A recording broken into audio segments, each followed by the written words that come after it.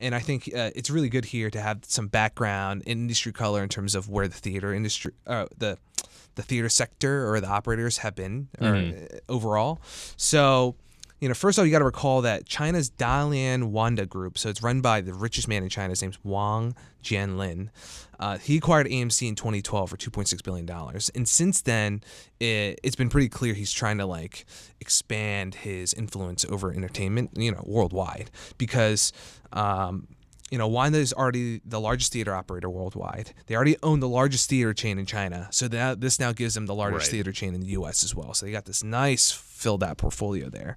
And, they're moving really aggressively with more consolidation. So they announced a deal to acquire Legendary Entertainment a few months ago for $3.5 billion. And keep in mind that AMC also acquired Starplex Cinemas last year for about $170 million. Tons of consolidation in the industry, and that's probably just because of some higher level trends, I think, with consumers and entertainment.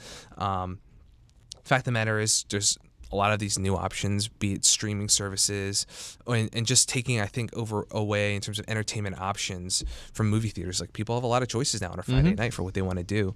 And, for the industry-wide, the number of screens and ticket sales have fluctuated significantly over the past decade or two. They've been stagnant or declining too. And I feel like within the U.S., these theater chains and this industry, it's a perfect example of a saturated market.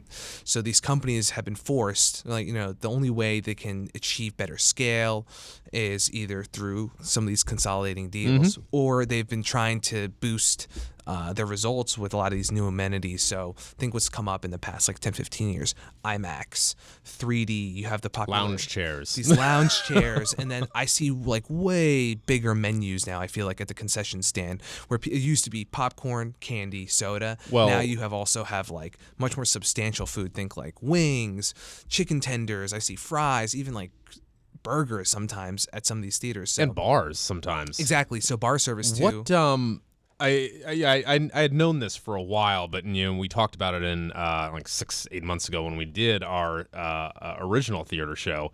What percentage of revenues and profits for theaters comes from the concession stands? Because it's all their money. So basically. So we mentioned the revenue sharing deals that they have with these major studios. So the thing is, the margins that they get from their concessions, I think at least double what they get from the ticket They're charging sales. $8 for popcorn that costs 10 cents. So you can see how important that is, and you can see how how they're innovating, in that space by expanding this menu.